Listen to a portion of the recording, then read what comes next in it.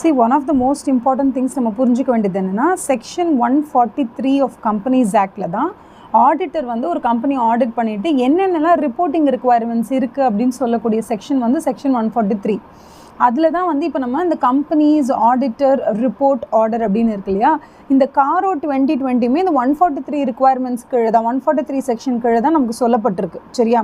இப்போ இதில் நான் உங்களுக்கு வந்து ஆல்ரெடி போன வீடியோவில் என்ன சொல்லியிருக்கோம் அப்படின்னா காரோட அப்ளிகபிலிட்டி என்ன, that is it is applicable to every company accept அப்படின்னு சொல்லி நம்ம ஒரு கேட்டகரி பார்த்தோம்ல, அதை நம்ம பார்த்து முடிச்சிட்டோம். இப்போ இந்த வீடியோவில் நம்ம என்ன பார்க்க போகிறோம் அப்படின்னா இந்த காரோவை நம்ம வந்து ஒரு ஆடிட்டர் வந்து இன்னொரு ரிப்போர்ட்டிங் ரிக்குவயர்மெண்ட்ஸ் ரிப்போர்ட் பண்ணும்பொழுது இது சிஎஃப்எஸ் அப்படின்னு சொல்லப்படுற கன்சாலிடேட்டட் ஃபினான்ஷியல் ஸ்டேட்மெண்ட்ஸ் அப்படின்னு நம்ம சொல்லுவோம். அதாவது ஒரு ஹோல்டிங் கம்பெனி இருப்பாங்க, ஹோல்டிங் கம்பெனிக்கு ஒரு 3 சப்சிடரி இருக்காங்கன்னு வச்சுக்கோங்களேன்.